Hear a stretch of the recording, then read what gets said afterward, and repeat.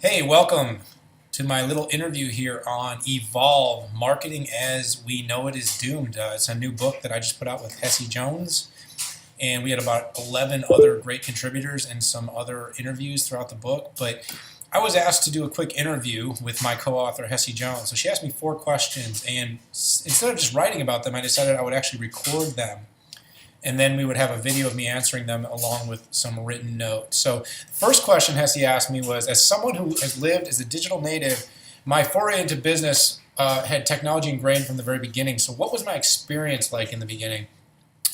I think it's funny because I was born in 1981, so I'm about 33 years old now.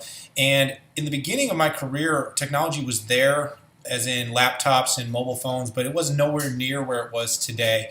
In the beginning, the mobile phone literally worked when you were in big cities. The laptop was slow and it was clunky. You still had mail clients that weren't tied to the web.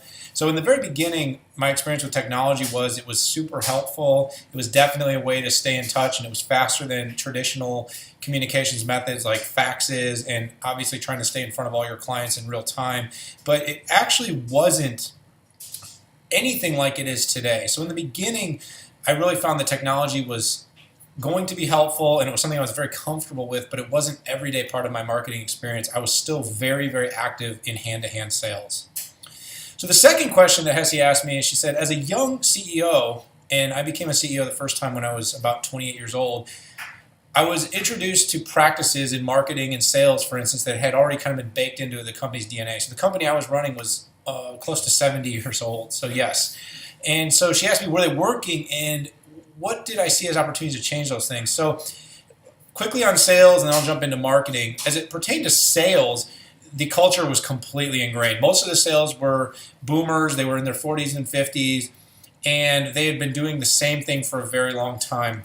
New things like CRM, social media, email marketing were kind of foreign to them. They looked at marketing as like a department over here, and everything else was sort of the way they did things. It was hand-to-hand, handshakes, lunches, golf outings, and all that stuff is still great, and a lot of that still pertains to the world today. However, I've found that today, the expectation of the consumer is that they really want to know a lot of this stuff before they meet with you.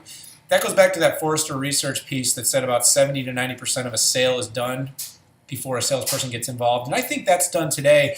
And that's where I really had to work hard to change the marketing DNA, to start considering marketing technologies, to start considering email marketing, to start looking at blogging, social media as methods for companies to connect to customers.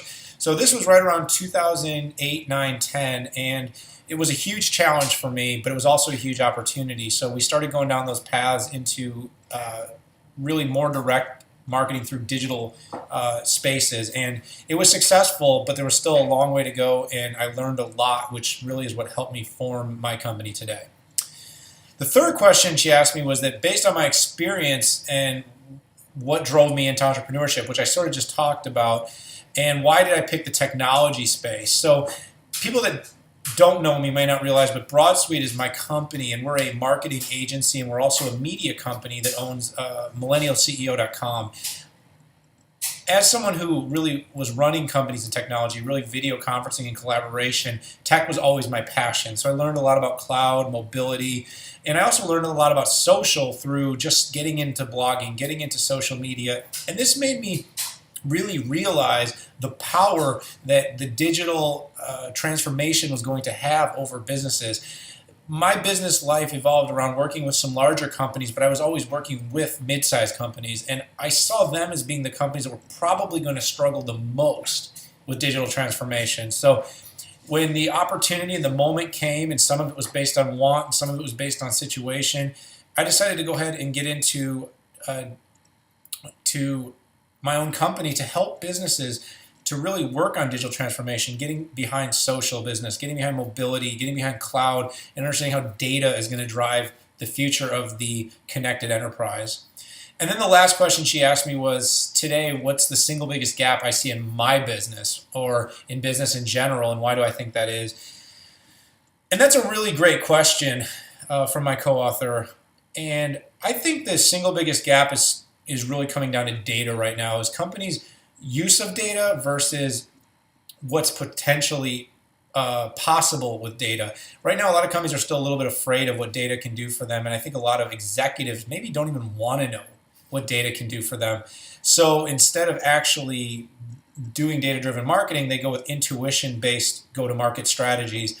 And what feels good isn't always what the consumer sentiment or customer indexes or data is going to tell you. So I think until companies start to see the potential of data and start using that every day in their business methodologies, they're going to continue to struggle to get the most out of what technology can do for their business. So those are 4 questions from Hesse Jones. Hesse, thanks for asking me, and I enjoyed writing the book. In case you haven't picked it up yet, our new book, Evolve, Marketing as We Know It Is Doomed, is on shelves now. Check out Amazon.com.